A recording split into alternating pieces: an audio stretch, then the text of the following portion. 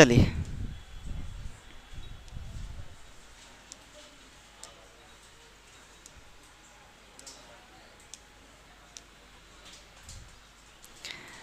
चलिए स्टार्ट करते हैं ना।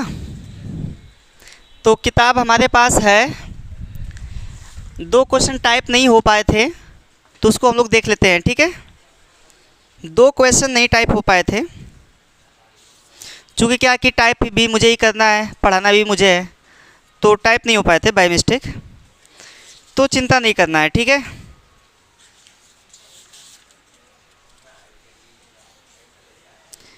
चलिए तो हम लोग क्वेश्चन को, सबसे पहले क्वेश्चन को हम लोग पढ़ेंगे, ठीक है।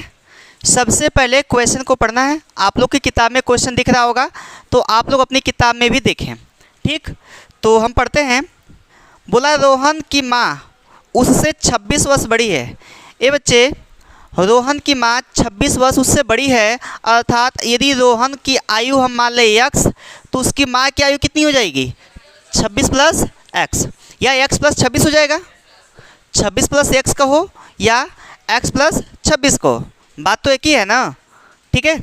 तो अब ध्यान देना, इसमें बोला है, देखो इसमें बोला, ये वाला खोल दो हल्का सा।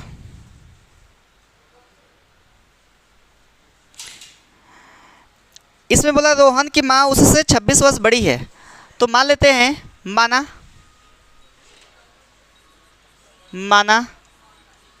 रोहन की आयु कितनी वर्ष है?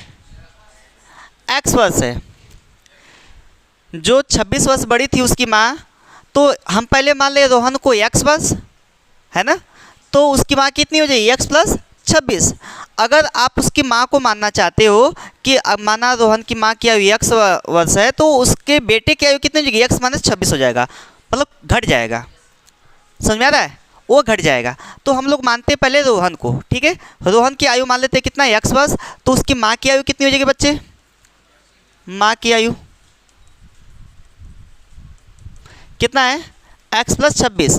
ये 26 वर्ष बड़ी है ना, x प्लस 26।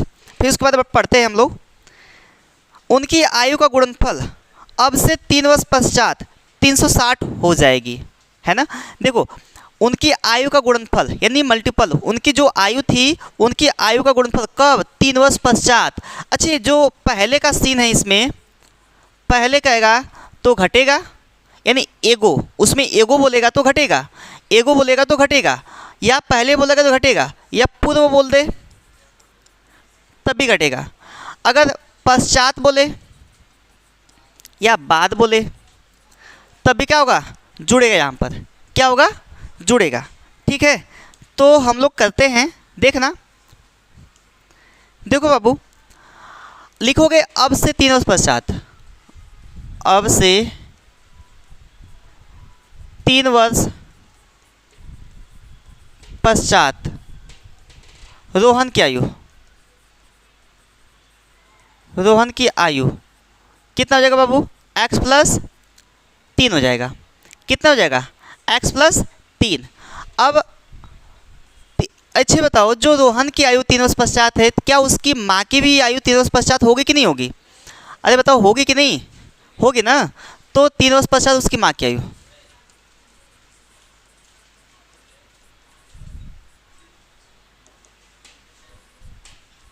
माँ की आयु, ये तो माँ की आयु कितनी थी पहले? x प्लस 26 और प्लस 3 कर देना है। तो ये बताओ कितना हो गया? x प्लस 29 हो गया क्या? x प्लस 29 हो गया किसकी आयु? माँ की आयु। प्रश्नानुसार, जैसे प्रश्न बोला है ए टू क्यू मतलब अकॉर्डिंग टू क्वेश्चन, प्रश्नानुसार।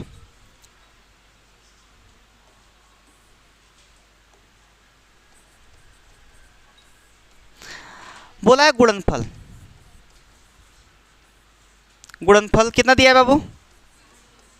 306। गुणनफल दिया बाबू 306। तो यहाँ पे लिख दोगे किसकी आयु? रोहन का और उसकी माँ की। तो x प्लस 3 और गुणे x प्लस 29, बताओ कितना दिया? 306 दिया है। ए ना दिया है। अब उसके बाद गुणा करा दो, कितना होगा यहाँ पे गुणा कराओगे तो एक्स स्क्वायर, इसका इसमें करोगे तो प्लस 29x हो जाएगा। अब इसका इसमें करोगे तो प्लस 3x हो जाएगा, और इसका इसमें करोगे तो 29×3 87 हो जाएगा, बराबर 306। अब जो 306 है ना, 360 है, कोई 306 बता रहा था।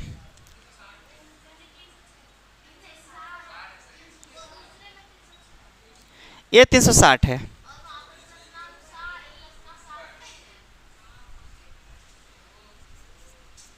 ठीक है, ये 360 है बाबू।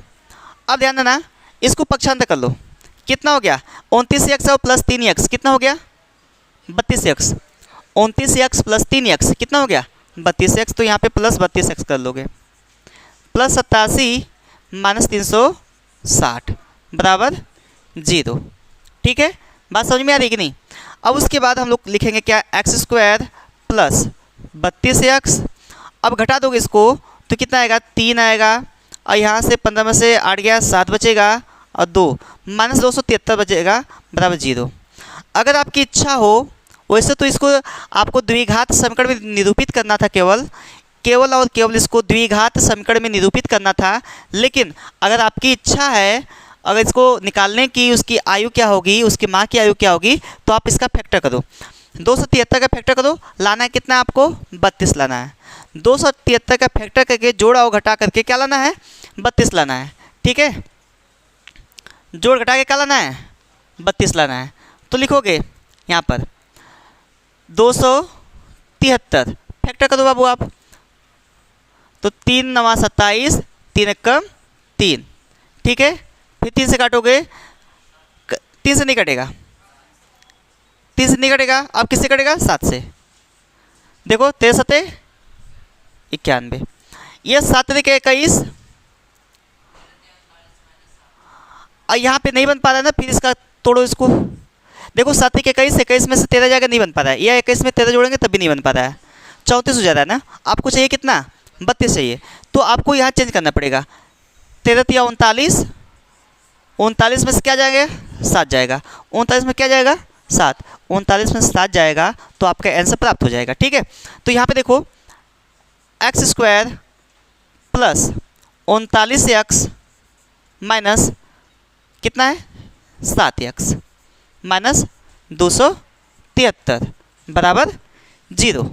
ठीक है, अब यहाँ पे देखो, यहाँ पे क्या हो जाएगा एक्स स्क्वायर, अच्छा कॉमन कर लो आप, यहाँ पे x कॉमन करो तो क्या बचा यहाँ पर x बचा, अब प्लस 39 बचा, ये ना बचा जी। उसके बाद इसमें क्या कॉमन करोगे 7, तो यहाँ पे क्या है देखो, जब -7 कॉमन करोगे यानी माइनस कॉमन होता है तो चिन्ह बदल जाता है, माइनस कॉमन होगा तो चिन्ह बदल जाएगा। ठीक है, तो x बचा यहाँ पे, और यहाँ पे माइनस था तो क्या हो गया प्लस, तो भाग दो आप, तो 7 1 21 और 7 9 63 बराबर 0। अगली लाइन से देख लेते हैं इसको। ये बताओ यहाँ पर दोनों में कॉमन क्या है, इसमें दोनों में कॉमन क्या है x plus 39, x plus 39, x plus 39, x plus 39, तो आप बाहर निकाल लो ना। तो x प्लस 39 बाहर निकाल लोगे तो क्या बचेगा बाबू बताओ, यहाँ पे x बचा, यहाँ पे 7, तो x माइनस 7 बराबर 0। तो x प्लस 39 एक बार लिख दो बराबर 0, और एक बार लिखो x माइनस 7 बराबर 0। तो x बराबर कितना हो गया -39, और x बराबर कितना हो गया यहाँ पर 7। ये बताओ आपको कौन सी वैल्यू लेना, प्लस वाली ना, तो प्लस वाली वैल्यू लोगे तो आपकी माँ की आयु, इसके आपकी माँ की आयु नहीं रोहन की आयु, रोहन की आयु कितनी हो जाएगी, देखो यहाँ पे x का मान है ना 7 हो गया, और इसकी माँ की आयु कितना होगा 7 प्लस 26 कितना हो गया 33 वर्ष हो गया। अर्थात इसकी जो आयु थी रोहन की कितनी आ गई 7 वर्ष, और उसकी माँ की आयु कितनी आ गई 33 वर्ष। क्या बात समझ में आई आप लोग को, बात समझ में आई कि नहीं। तो बहुत कुछ नहीं था, काफ़ी इजी था। अगर पूर्व कहेगा तो घटाएंगे, अगर पश्चात कहेगा तो जोड़ेंगे। ठीक है, तो ये रहा आपका क्वेश्चन, जल्दी से इसको सॉल्व कर लो आप लोग, फिर उसके बाद आगे बढ़ते हैं। ठीक है,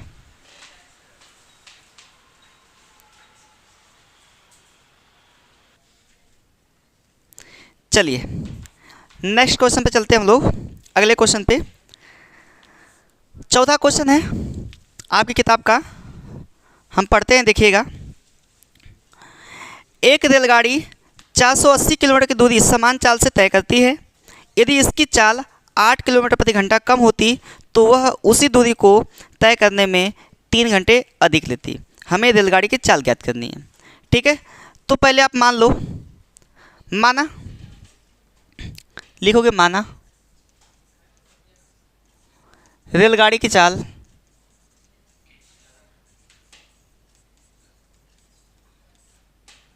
कितना है, x किलोमीटर प्रति घंटा है। ठीक है, x किलोमीटर प्रति घंटा है।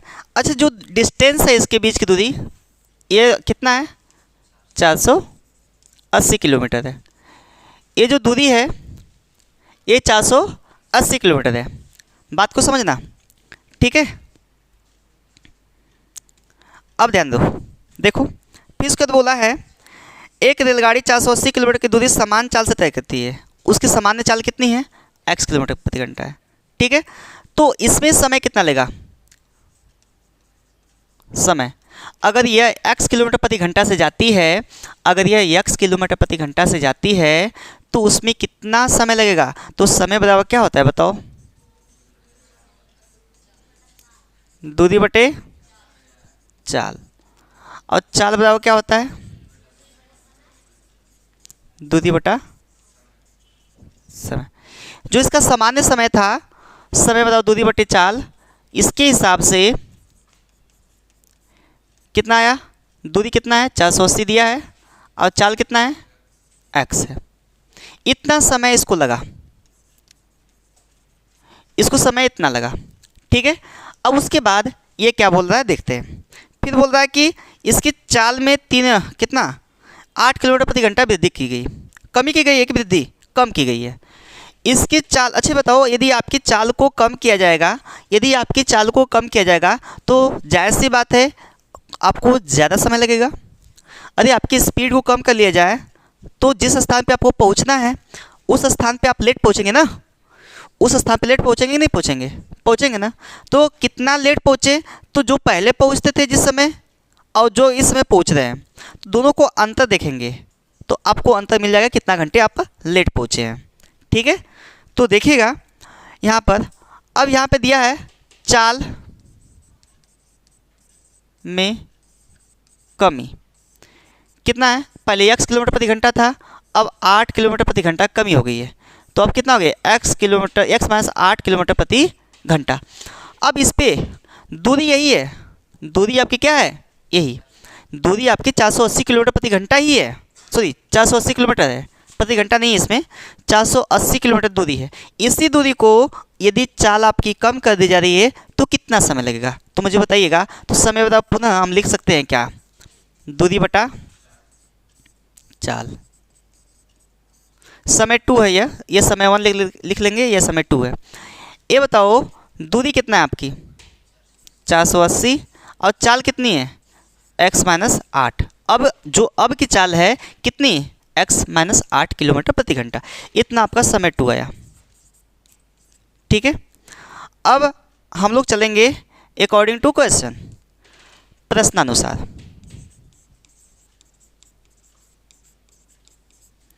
ये बताओ समय कम कौन ले रही है, समय कम कौन ले रही है, दूसरी वाली कि पहली वाली, पहली वाली ना। तो आप लोग यहाँ लिखेंगे समय 1 बराबर समय 2, इक्वेशन बैलेंस करवाने जा रहे हैं। ठीक है, ये बताओ अधिक समय कौन लिया, समय 2, ये अधिक समय लिया तो समय को बैलेंस करवाना है। समय ये तो कम लिया है ना, ये अधिक समय लिया है, तो समय को बैलेंस करवाना है। तो हम लोग किस में जोड़ेंगे 3, समय 1 में। बताओ समय 1 में 3 जोड़ेंगे कि नहीं जोड़ेंगे। अभी 3 घंटा अधिक ले रही है ना ये वाला, अब ये कम ले रही है, तो इक्वेशन बैलेंस जो बराबर है इक्वेशन बैलेंस कराना है आपको। इक्वेशन बैलेंस कराकर तब आपको हल करना है। तो इक्वेशन बैलेंस कराएंगे तो यहाँ पे इसमें समय 1 में आपको 3 जोड़ना होगा। जैसे मानो मेरी ही उम्र आपसे 3 वर्ष अधिक है, तो इक्वेशन बैलेंस करना होगा। आप मेरे बराबर कब आएंगे, जब मैं आप में 3 जोड़ूंगा। बोलो भाई, जब मैं आप में 3 जोड़ूंगा, मैं ही बोलूँ कि तुम्हारी चाल मेरी चाल से 3 किलोमीटर प्रति घंटा कम है, तो आप अपने में जोड़ोगे कि मेरे में जोड़ोगे, अपने में जोड़ोगे ना। जिसमें कम होगी उसी में जोड़ना होगा, तभी जाके इक्वेशन बैलेंस होगा। ये दो पहलू हैं इसके, दोनों पहलू क्या होने चाहिए, बैलेंस होने चाहिए। दोनों पहलू क्या होने चाहिए, दोनों पहलू बराबर होने चाहिए। जिसमें कमी होगी उसको हम लोग उसमें प्लस कर देंगे अकॉर्डिंग टू क्वेश्चन। अब देखो समय वन क्या है आपका 480 बटा एक्स प्लस 3, ये समय टू का है 480 बटा एक्स माइनस 8, यही ना जी। इसको मिटाते हैं।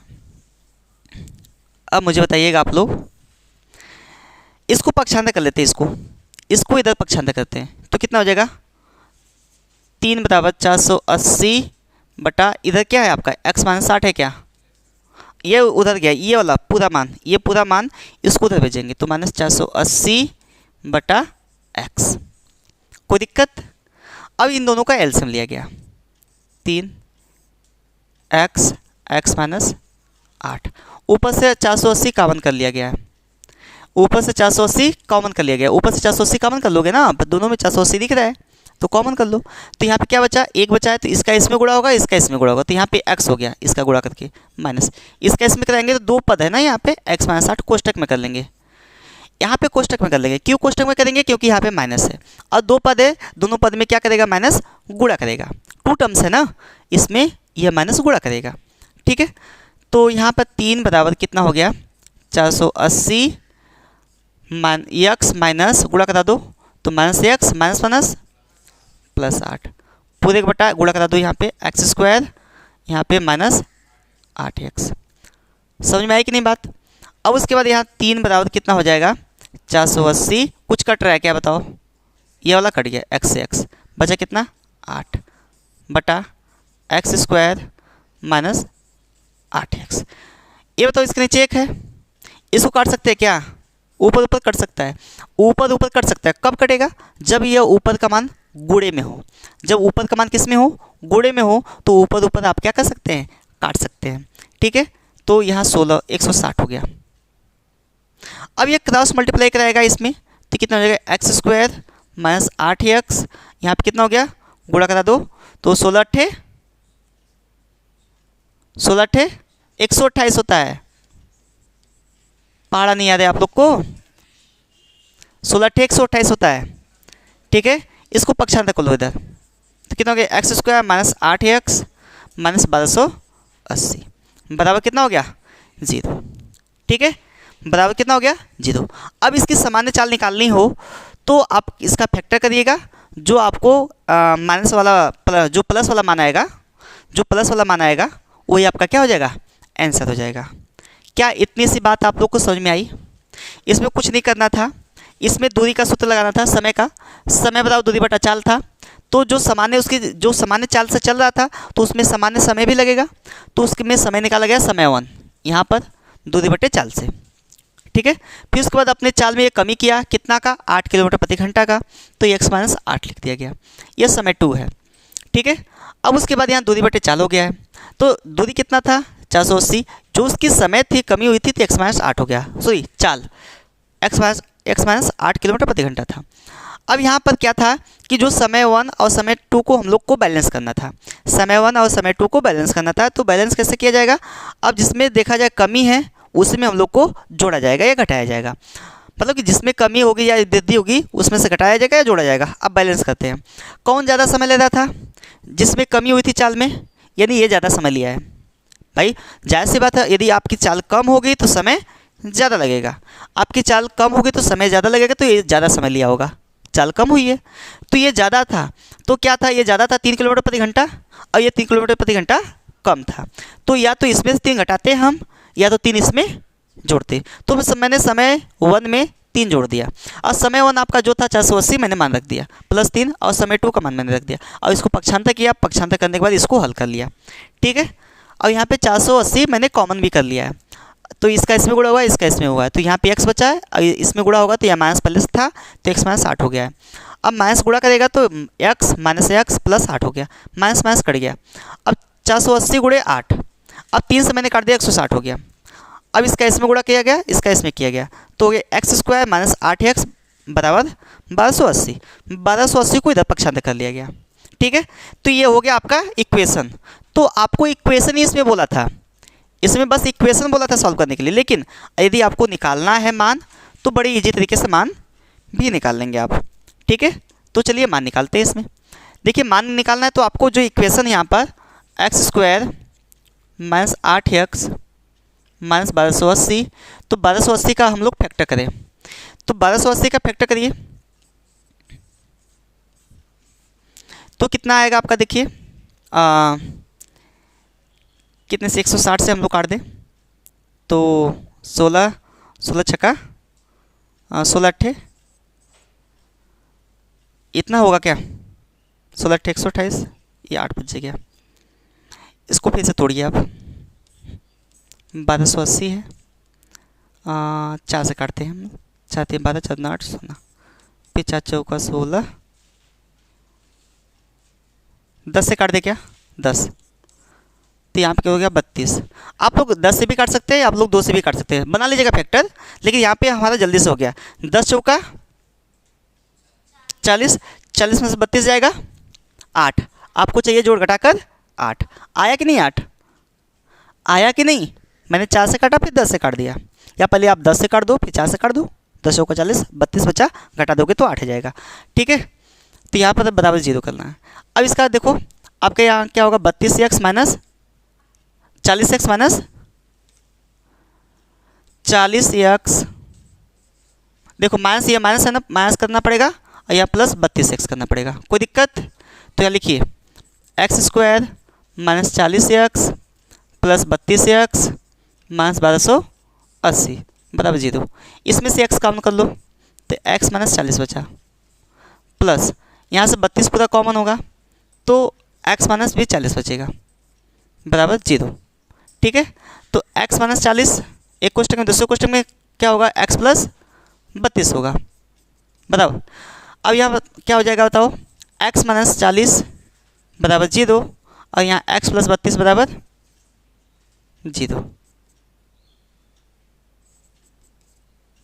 ठीक है, अब देखो यहाँ पे क्या हो गया, x बराबर कितना हो गया 40, यहाँ पर x बराबर कितना हो गया माइनस 32। ठीक है, x बराबर माइनस 32। तो जो उसकी सामान्य चाल थी, प्लस वाला वैल्यू लेना है आप लोग को, जो उसकी सामान्य चाल थी कितनी थी आपकी 40 किलोमीटर प्रति घंटा, वही पूछा था उसकी चाल क्या है 40 किलोमीटर प्रति घंटा। अब बताइए कोई डाउट है, लेकिन आपको आंसर कहाँ तक लिखना है, केवल यहाँ तक लिखना है। मैंने आपको ये तरीका बताया कि कैसे यह सॉल्व होगा, कोई दिक्कत है उसमें बोला है बस आप द्विघात समीकरण में इसको निरूपित करना है, तो मैंने निरूपित कर दिया, अब इसको सॉल्व भी कर दिया आपको। ठीक है, तो समझ में आया कि नहीं आप लोग को, कर लेंगे ना, कर लोगे ना।